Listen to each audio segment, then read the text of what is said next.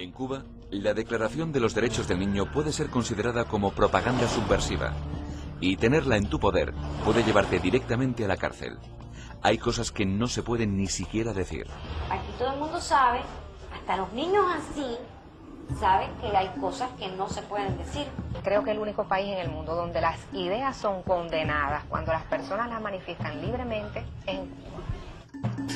La educación es el instrumento por excelencia. Todo el mundo sabe que Cuba encabeza las listas de los mayores paraísos sexuales del planeta, pero la prostitución infantil sigue siendo un tema tabú para el comandante. Yo me tomo mi cerveza y me siento relajadísimo.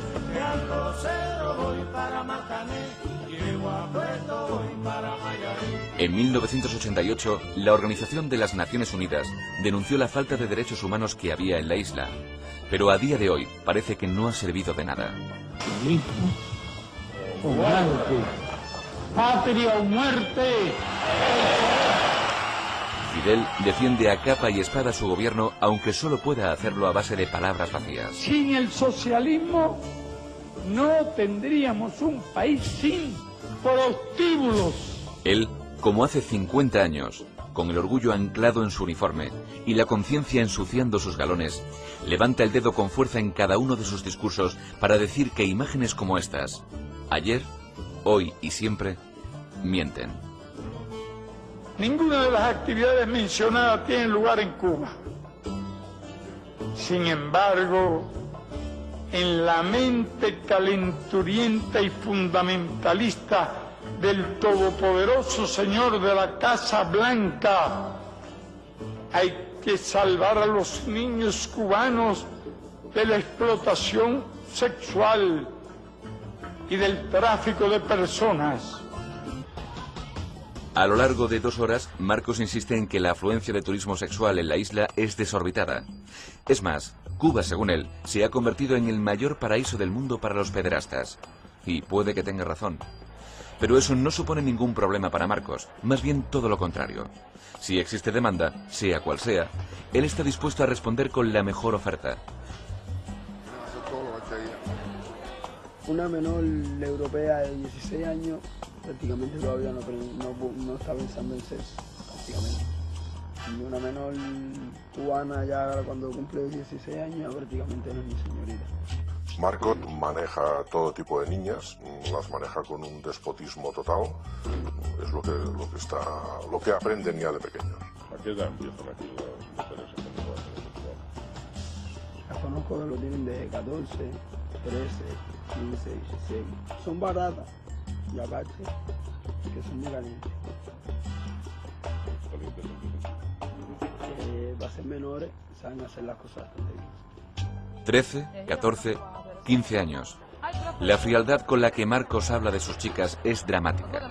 Niñas calientes que hacen, según él, las cosas bastante bien, por morbo, por vicio o por poco dinero.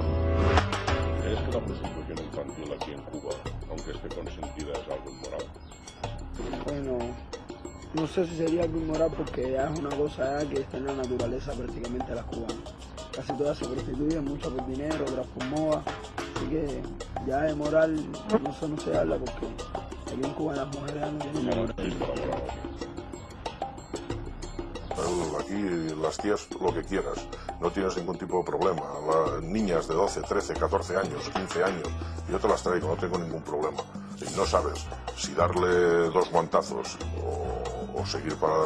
En este caso teníamos que seguir adelante porque el documental o el reportaje se tenía que grabar, ¿no? O sea... A veces nos costaba mucho trabajo pensar que estaba hablando de niñas. Algunas de ellas, añade orgulloso, incluso se dejan pegar por unos zapatos viejos o una toalla usada. ¿Cuáles son las prácticas sexuales que más te piden los clientes para poder realizar con las menores?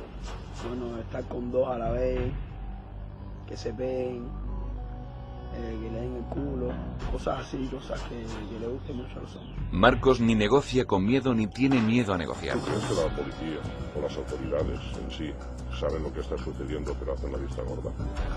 Sí lo saben, porque han visto muchas muchachas aquí pero hay algunos que le dan dinero y no dicen nada. Fidel dice que en Cuba no existe la prostitución. No entiendo por qué él diría eso, porque En la calle eso es lo que más se defiende. Tal vez. A Marcos por las declaraciones que él está haciendo en contra del régimen de Fidel Castro, en contra de cómo funciona el sistema en Cuba. Le pueden caer, pues tranquilamente, siendo menor, se lo llevan a un reformatorio, tiene 18 años, le caerían 30 años como mínimo, según la ley cubana. Dejaremos atrás en muchas esferas fundamentales de la vida a muchos países industrializados y a todos en algunos campos como la educación y la cultura. A Marcos se le puede encontrar en las puertas de cualquier escuela céntrica de La Habana. Sus niñas, como él las llama, suelen ser sus compañeras de clase o amigas de otros cursos superiores o inferiores al suyo. Pero para captarlas en su red de prostitución y ofrecérselas a algún extranjero, Marcos necesita ayuda.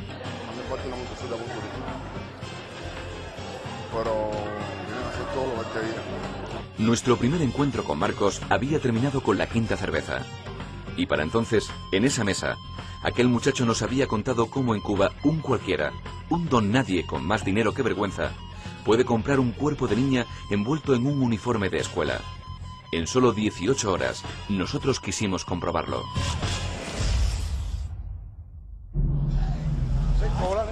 Este es el reino de Marcos y de su gente.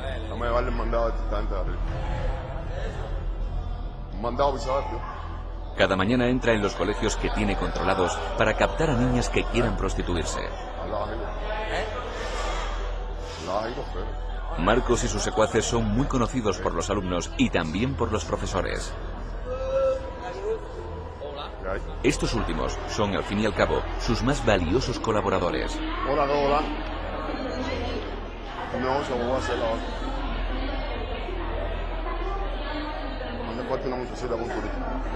A ver, los colegios en La Habana, respecto a la prostitución, o sea, cuando estás allí enfrente del colegio lo ves, ¿no? Ves y sientes que las niñas se te están ofreciendo.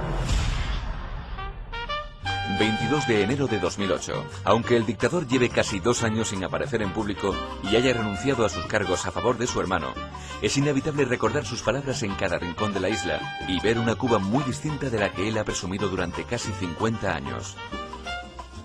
Hay que salvar la patria.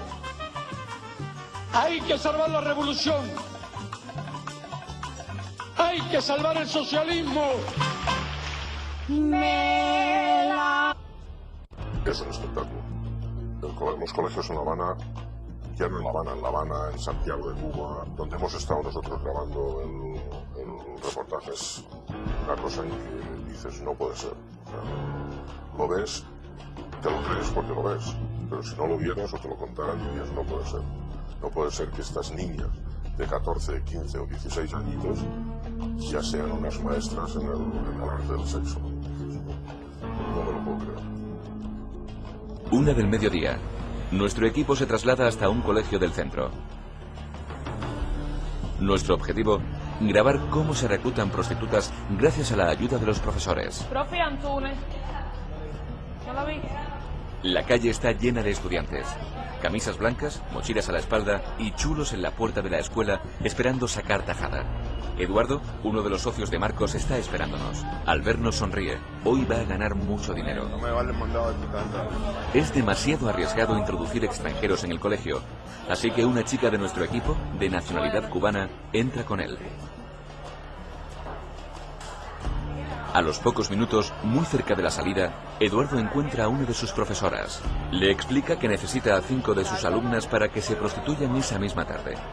Ella accede, pero con una sola condición: que sus niñas salgan para realizar ese tipo de encargos durante esa semana y no durante la siguiente. Para la semana completa. La semana que viene. La semana que viene, las evaluaciones, sí. Lo teóricos no me importa, tú lo copias poco, las evaluaciones no. Está bien. Después,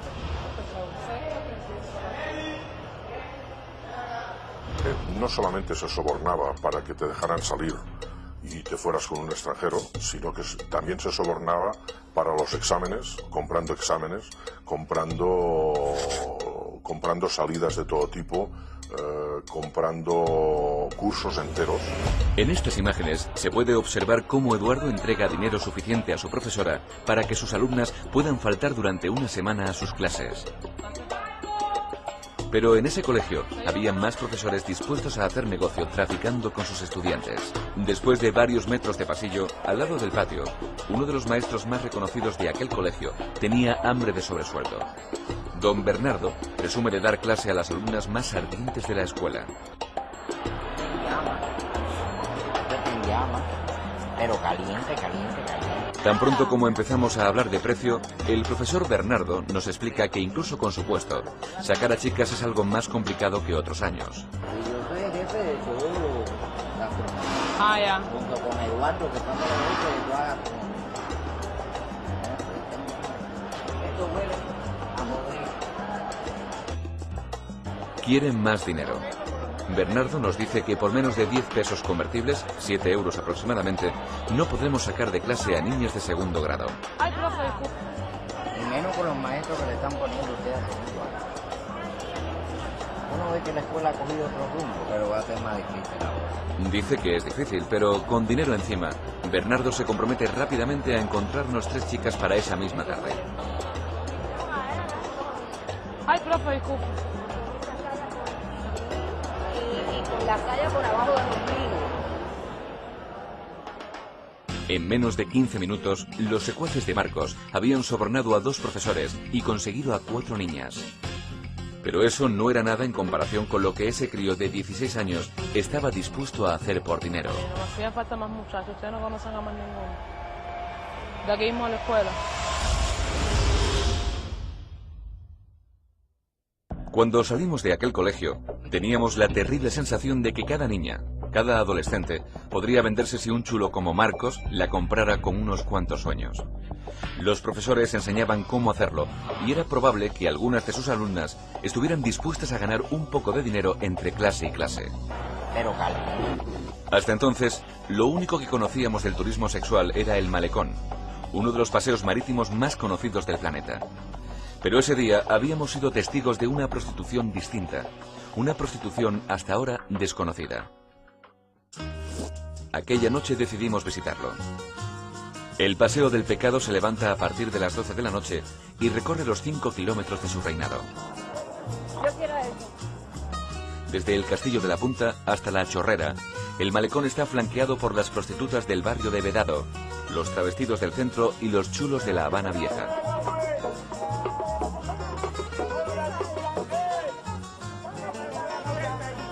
Desde la cascada, más conocida como el comienzo de la rampa, hasta la fuente, se esconde una Cuba prohibida, la de los proscritos, la de las faldas que muestran mucho más de lo que esconden, la de los que venden algo más que su alma por 2 pesos convertibles, o por deseos convertibles en pesos.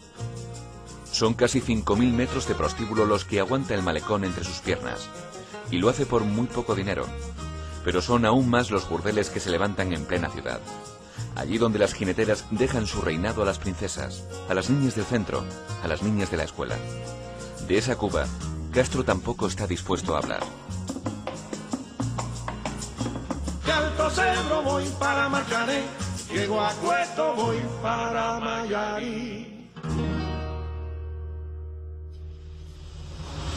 A la mañana siguiente, teníamos una cita con las primeras niñas que había conseguido Marcos. Sabíamos que iba a ser un día muy duro. Lo que no nos imaginábamos es que para ese día ya tendríamos a la policía encima.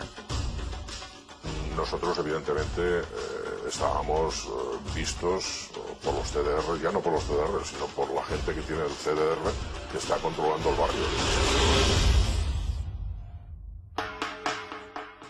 Tengo unos huevos mañana con unos yumas. ¿Quieres ir? ¿Quieres ir? Sí, es a las 12 y pico. ¿Pero cuánto le digo que tú cobras más o menos? Mira, no sé. Las chiquitas me dijeron que de 50 para arriba. ¿Entiendes? A cuadrar con él, ¿oíste? No te pierdes para mañana matar a esa jugada, ¿oíste? Está bien. 24 de enero de 2008. Son las 12 de la mañana. Yanelis, Celia, Sandra y Yasmín son las primeras chicas que nos ha conseguido Marcos. Han salido del colegio gracias al dinero con el que sobornó un día antes a 2 de sus profesores. Vamos a partir de la base de que vosotras ¿Sabéis de lo que se trata? Que es cuestión de hablando claro, de prostituirse con extranjeros. Cuando Luis les explica lo que vienen a hacer, las chicas lo escuchan con total tranquilidad. Cuanto más claro hablemos, mejor lo vamos a entender. Yanelis se prostituye desde los 14 años. Celia desde los 15 recién cumplidos. Sandra y Yasmín desde los 13. Aunque lleven tiempo vendiéndose a los extranjeros, ninguna puede olvidar la primera vez que dejaron de ser niñas a cambio de dinero. ¿Pero qué sentiste? ¿Sentiste asco, odio? ¿Qué sentiste? No, yo tenía mi mente en blanco. La mente en blanco. Sí. Celia, la menor de ellas, era también la más soñadora. Lo único que quería en la vida era irse de la isla y a cualquier precio. Era capaz de todo por encontrar a un hombre que la sacara de Cuba. Mi sueño es estar, si estoy aquí, estar bien, estar cómoda. Y si puedo salir, yo cuando me encuentre que pueda salir de este país, es para él. ¿Es para él, completa. Celia acusa al gobierno que ha construido Castro como único responsable de su situación. Sabe que el salario mínimo en Cuba es de 200 pesos, aproximadamente $10, y no está dispuesta a ser una carga económica para sus padres. La que no lo hace porque no quiere. Pero aquí, para las que le gusta salir, la que le gusta vestirse a la moda, tiene que hacer eso. Que si no es por gusto. No vive ni de los 200 ni los 300 pesos me quedan en un trabajo. A la tercera pregunta ya empezaron a desmelenarse y ya te contaban de todo, ¿no? Unas lo hacían todo, otras te decían que solamente una cosa, las otras otra, pero que se desmelenaban. Eso también. Muy importante. Todo menos eso. Ya todo afuera y ahí está todo. O sea, que habíais hecho todo. Sí. Vale. Eran unas decir descaradas es, yo creo que insultarlas, ¿no? Porque no son descaradas, son así. O sea, no es que nadie las fuerce, es que lo lleva a la propia vida. A ver, $100, con $100, ¿cuánto tiempo? Bueno, ¿cuánto tiempo es una sola vez? El tiempo que te demores no me importa. Yo eso no me importa, una sola vez. Se puede hacer que se vayan 10 minutos. No, yo creo que mucho. A medida que iban hablando las chicas, nos dimos cuenta una vez más de que la corrupción ha llegado demasiado lejos en Cuba y salpica a casi todas las instituciones gubernamentales. Los profesores enseñaban la peor lección que puede aprender un niño. Por $5 estaban dispuestos a vender a cualquiera de sus alumnos. ¿Cómo os apañáis en las escuelas sin que nadie... Ay, me duele los Me contaban ayer que se les paga a los profesores. También se les paga. Profe, le vamos a dar 5 pesos porque no me salir. La mayor de ellas, Yanelis, prefería clientes mayores, cuanto más adultos mejor. A mí me gustan las personas mayores. Que sean amables y cariñosas. Que no te traten como si Como estuvieras tratando a una otro adulto. adulto. ¿Tú entiendes que Que le expresen, den que... Ajá. hago cosas que me gusten, porque eso es una gama. Si a mí me gusta así, yo lo hago así, para que me guste. ¿Me entiendes? Primeramente yo, y después estar abajo de mí. Si yo subo para arriba, yo tengo que hacerlo de una manera que me guste. Para no sentirme mal y no estar cansada, ni aburrida, ni con asco, ¿entiendes? Con 15 y con 16 años a mí me dio la sensación de que estaba delante de verdaderas profesionales del sexo. Si es necesario y no me llega, aunque me tiene que llegar, me masturbo ese momento. Hay que saber.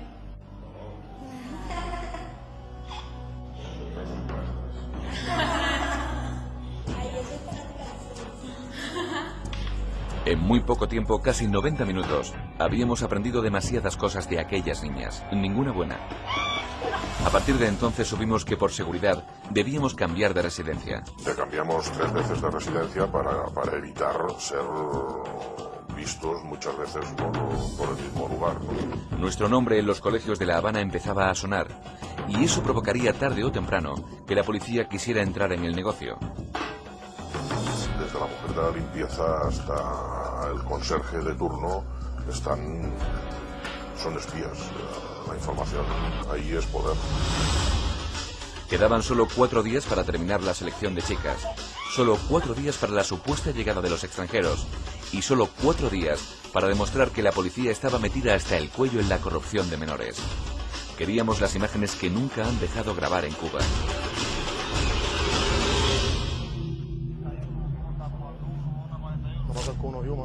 ¿Qué cosa que tú le vas a pasar de escuela a esa? Una jovencita, tú le vas a pasar mucho discreción. Yo vivo cada día esperando que me vengan a buscar. Es esperar a que la seguridad del Estado toque a mi puerta con una orden de arresto y que me lleven. Después de nuestra primera visita a aquel colegio y de la entrevista con aquellas, empezamos a librar el riesgo que suponía tener ese material entre manos. Sabíamos que el contenido de nuestras grabaciones no era nuevo para los cubanos, y mucho menos para sus periodistas. El problema es que nadie puede o podrá hablar de prostitución infantil sin enfrentarse a una condena de varios años de cárcel.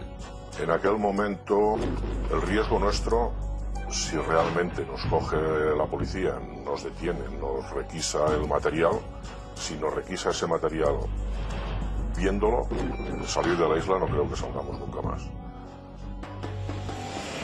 Cuba es el país del mundo que cuenta con más periodistas encarcelados, y nosotros no queríamos engrosar la lista. Según el gobierno cubano, nuestro futuro es la cárcel. Hace solo 5 años, la seguridad del Estado cubana realizó la oleada de detenciones más dura de su historia. 75 personas fueron detenidas. De ellas, 26 eran periodistas. Sus condenas fueron de entre 14 y 28 años en celdas de aislamiento. Sus mujeres aún recuerdan la dureza con la que Fidel Castro se ha dedicado a violar impunemente el derecho a la información. El impacto de 12 oficiales, algunos armados, vestidos de verde, en mi casa fue un shock emocional, ¿entiendes? Porque yo nunca había sido víctima de un registro policial y ya al final, después de 10 horas, se llevan a mi esposo. Le pedían cadena perpetua y después lo condenan a 18 años. Aquí en mi casa, cuando vinieron a detener a mi esposo, según ellos vienen a detenerlo, que conocían de las actividades contrarrevolucionarias que él venía efectuando y porque poseía en su poder la Declaración de los Derechos del Niño. En Cuba, la Declaración de los Derechos del Niño puede ser considerada como propaganda subversiva, y tenerla en tu poder puede llevarte directamente a la cárcel. Hay cosas que no se pueden ni siquiera decir. Aquí todo el mundo sabe, hasta los niños así, saben que hay cosas que no se pueden decir. Creo que el único país en el mundo donde las ideas son condenadas cuando las personas las manifiestan libremente es en Cuba. La Ley 88 en Cuba es más conocida por su pueblo como la Ley Mordaza, y nosotros nos la habíamos saltado a la torera desde que llegamos a La Habana. Las personas que viven el día a día en esa isla saben que en cualquier esquina puede haber un miembro del CDR, del Comité de Defensa de la Revolución. Vecinos, conocidos o compañeros de trabajo capaces de vender información, aunque sea falsa, por unos cuantos dólares bajo manga. Vivimos con un policía invisible, cada cubano ahí al lado. Seguramente me están persiguiendo, pero yo no puedo vivir pensando en que la seguridad del Estado me sigue. Si me sigue es su problema, yo soy libre. Visitar a aquellas mujeres también ponía en riesgo nuestra investigación, pero merecía la pena. Algunas personas en Cuba preferían hablar antes que callar para siempre. Yo prefiero estar detrás de una reja, pero no renuncio a mi libertad de expresarme. Así entendemos los revolucionarios cubanos nuestro deber internacionalista. Persecuciones, encarcelamientos, torturas. La verdad en Cuba se puede pagar más cara que la propia mentira. Y teníamos grabado un testimonio de 4 niñas capaz de complicar gravemente nuestra salida de aquella isla. Un soborno a varios profesores y, lo que no es menos grave, en solo unos días también tendríamos el de la policía.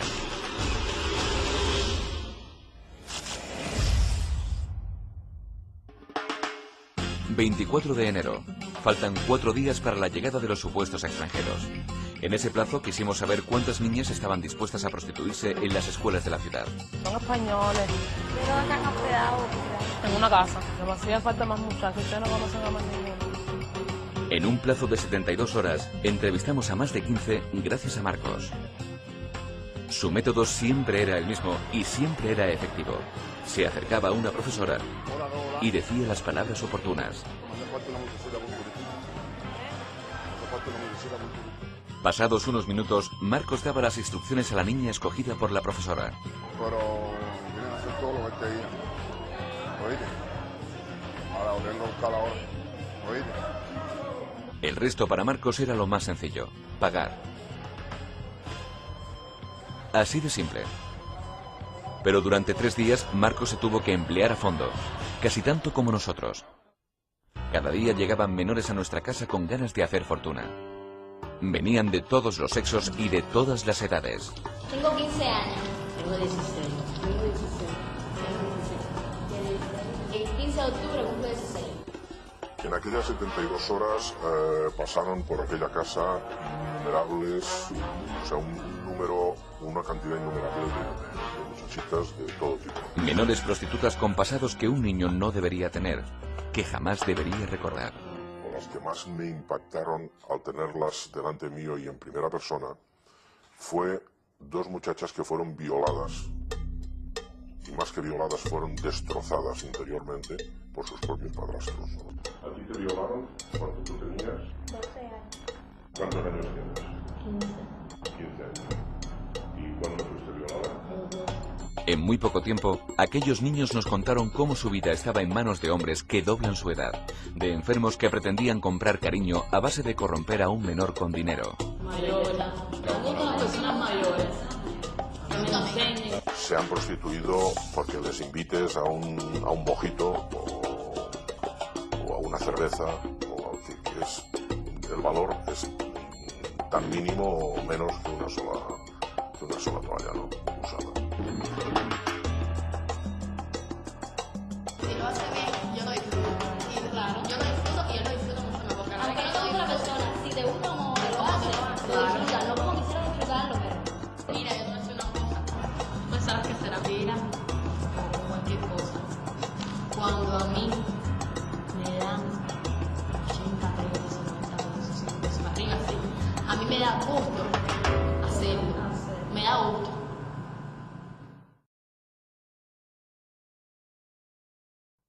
Los extranjeros eran sin duda negocio. Bueno, aquí en Cuba, los más que pagan así, los extranjeros. Cuando yo me quiero sentir rica, Me gustaría tomar los shots. mira, hay veces que estoy con extranjeros que están feo. Yo me tomo una pila de cerveza. Para enterarte. Ya, se olvida todo. Y le hace las cosas que... Y le hace las cosas como si fuera un mago, como si fuera bravo. ¿Os acordáis de alguien en especial? Bueno, mira, esto con un español en junio. Era cantante. Pero que es conocido. Más o menos, ¿verdad? ¿Sabes quién era? Se lo sabe. 80 pesos, 100, 150, nunca más cantidad. No hubo nadie durante aquellas 72 horas que renunciase a pelear y rascar hasta el último dólar de nuestros bolsillos. Aquí, por el primero, ya está todo. Encuentras cualquier chiquita donde quieras. No, ahí me dan 50 pesos. Y te dan 50 pesos más. Para hacerlo eso. Pero el antipreservativo yo lo hago. Yo lo hago. Sí. Yo estoy diciendo que cuando me van viendo algo, yo lo busco. Por necesidad, por salir de la isla, por culpa del Estado o por una toalla usada. Los menores de la Cuba prohibida siempre encontraban lamentablemente un motivo por el que prostituirse. Las niñas, ¿por qué se venden? Se venden para mantener, unas para mantener a sus familias, porque los padres lo saben, y para mantener sus pequeños vicios, entre comillas. Prostitución, corrupción, sobornos. La policía del régimen y los profesores de escuela se convirtieron en responsables directos de la prostitución de aquellos chicos. Ustedes son unos perros descarados. Si te cogen como un extranjero, dame dinero. Si no quieres extranjero, vale, ponte su cara ahí, o no sea así, no sea algo. O sea, siempre hablan de las 2 vertientes sobornables o más sobornables que hay en la isla, que son los profesores y la policía. Lo más fácil es darle 10 pesos al policía y se acabó el problema. Estaba claro que Marcos había hecho muy bien su trabajo y después de 3 días intensos, nosotros habíamos acabado el nuestro. Elegimos a 4 chicas, las niñas con más experiencia. Antes de que acabara el día, preparamos el último golpe que dimos en La Habana. Nosotros mismos denunciamos a la policía lo que teníamos pensado hacer con aquellas niñas. ¿Comisaría Central de La Habana? Sí, dígame que ¿Podría hablar con el inspector jefe? Espérese un chico, no cuelgue. Dígame usted. Era algo muy arriesgado, pero queríamos demostrar lo que Marcos y todas las menores que entrevistamos nos contaron sobre las fuerzas de seguridad del Estado. Llamo para denunciar que mañana por la mañana a las 11 en punto va a pasar un coche con 2 extranjeros y 4 prostitutas menores de edad. Está bien, correcto. En un coche rojo. ¿Y sabe la chapa? No, la matrícula no la sé. Está bien, ¿qué más? Dígame. ¿Van a enviar a alguien allí? Después de varios segundos de silencio y una vez hecha la denuncia, el inspector jefe decide colgar. ¿Oiga? ¿Oiga? Ahora la policía sabía por dónde pasaríamos al día siguiente con las chicas, cuál era nuestro coche y cuáles eran nuestras supuestas intenciones. No era fácil conseguir las imágenes de este tipo de corrupción, por eso hasta ahora nunca se han emitido.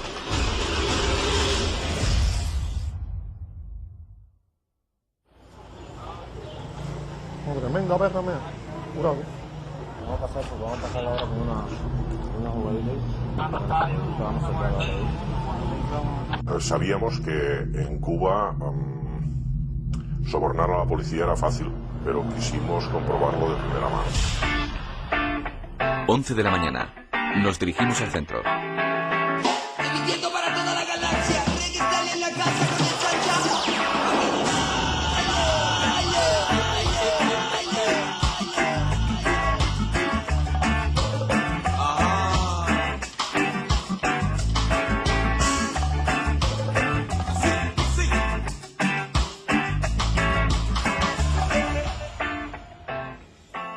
Falta media hora para trasladar a las niñas hasta la casa que habíamos alquilado para la supuesta orgía con nuestros ficticios extranjeros. Y la policía sabía perfectamente por dónde íbamos a pasar gracias a nuestra llamada telefónica. El convoy de colegialas va a recorrer las calles más transitadas de La Habana. Llegamos al centro y enseguida nos damos cuenta de que nos están esperando. Hay un policía en cada esquina. Paran a todos los extranjeros que ven acompañados de un menor, como es el caso de este turista francés.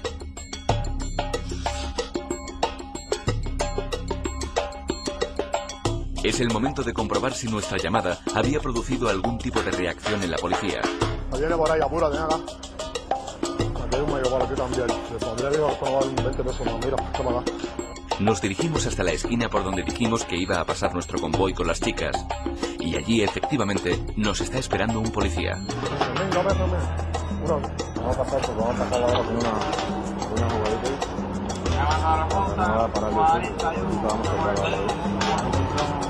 ahí. Un miembro de nuestro equipo se acerca a él y le ofrece un negocio sencillo. Pasar con las chicas por esa misma esquina a cambio de dinero. El agente le pide $100 por hacer la vista gorda. Bueno, que van a subir, son dos triguitos. Y son 100 pesos.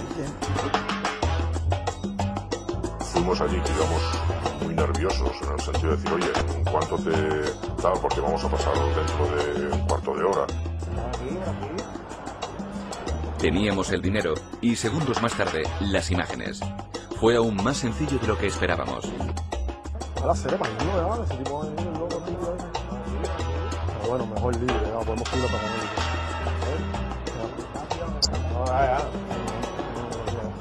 Y nos pidió el dinero, se lo pagamos, volvíamos para el coche y decíamos, no puede ser que sea tan fácil. No hubo preguntas, no hubo registros, nada. Solo un soborno, solo $100. Bueno, que van a subir, son dos triguitos.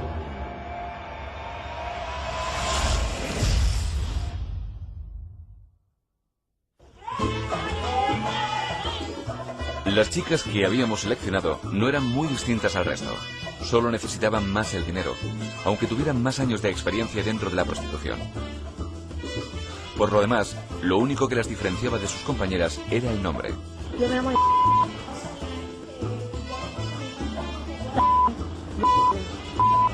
Escogimos estas 4 chicas porque eran las, entre comillas, repito, las más descaradas. Y dijimos, bueno, pues nos llevamos a estas a la casa. Marlene tenía 16 años. Llevaba prostituyéndose desde los 12. Sus padres habían viajado a Santiago hacía 4 años y a ella la habían dejado al cargo de su abuela. No tenía miedo a casi nada, porque a su edad ya lo había vivido casi todo. ¿Qué puede pasaros? La policía os pierde. A nosotras en sí nos hacen, pero si andamos en uniforme, te aguantan más. O sea, si vosotros os prostituís de uniforme, no pasa nada. Sí pasa. Nos ponen pero menos. Claudia era su compañera de escuela. Tenía la misma edad, aunque empezó en la prostitución un año más tarde.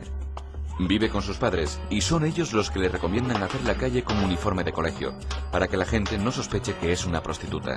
Porque cuando estamos en Ropecae, ya nos ponen como prostitutas. Y cuando estamos en uniforme nos ponen asedio al tiempo.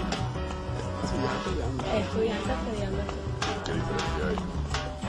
De que no salimos. Si el fin es el mismo, ¿no? Pero que estamos estudiando, estamos haciendo algo, estamos en la calle. Yanelis llegó con su familia a La Habana a los 13 años. No tardó ni 6 meses en prostituirse. Sus aún no saben nada, ni siquiera lo imaginan. Es la preferida de Marcos. Dice que desconecta fácilmente y que por eso hace tan bien su trabajo. Yo me tomo mi cerveza y me siento relajadísimo. Sí. Yo siento lo mismo que con un hombre que me guste. O sea, tenéis la capacidad de desconectar. Ajá. Tan fácil. Sí, yo sí. Michelle, sin embargo, no soporta tener un chulo. Habla de Marcos como un amigo que le hace un favor. Lleva toda la vida viviendo en La Habana, pero se prostituye desde hace 10 meses. Hay cubanas que tienen su cubano aquí, su chulo, como le llamamos nosotros, que le pagan. El chulo le busca yuma y ella le da dinero, todo el dinero. Nosotros en este caso no, mira, nosotros salimos solas de vez en cuando nos encontramos a alguien, una persona.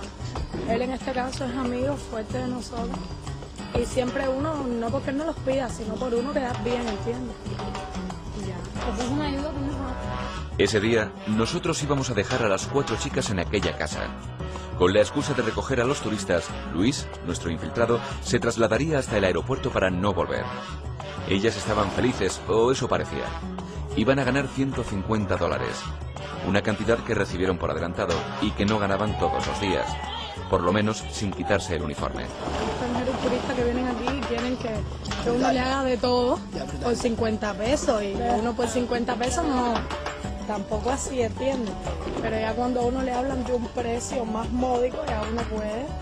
Los que más mal se comportan así de los países que tienen dinero y los italianos. Y los chinos hace como... Los chinos son... Tacañísimos. ¡Viva la verdad! ¡Viva la dignidad humana! Julio 26 del 2004. El 27 de enero de 2008 dejamos La Habana. Desaparecimos sin dejar rastro. Mientras las chicas se divertían esperando a los turistas, nosotros no podíamos evitar recordar las palabras de Castro. La educación es el instrumento por excelencia.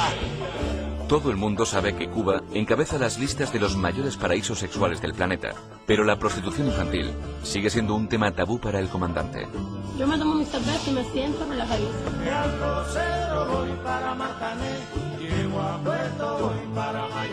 En 1988, la Organización de las Naciones Unidas denunció la falta de derechos humanos que había en la isla, pero a día de hoy parece que no ha servido de nada. ¡Patria o muerte!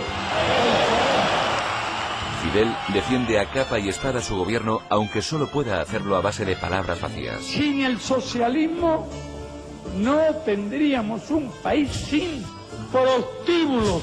Él, como hace 50 años, con el orgullo anclado en su uniforme y la conciencia ensuciando sus galones, levanta el dedo con fuerza en cada uno de sus discursos para decir que imágenes como estas, ayer, hoy y siempre, mienten. Ninguna de las actividades mencionadas tiene lugar en Cuba. Sin embargo, en la mente calenturienta y fundamentalista del todopoderoso señor de la Casa Blanca, hay que salvar a los niños cubanos de la explotación sexual y del tráfico de personas. Para que inventes, cuidado. Tal vez.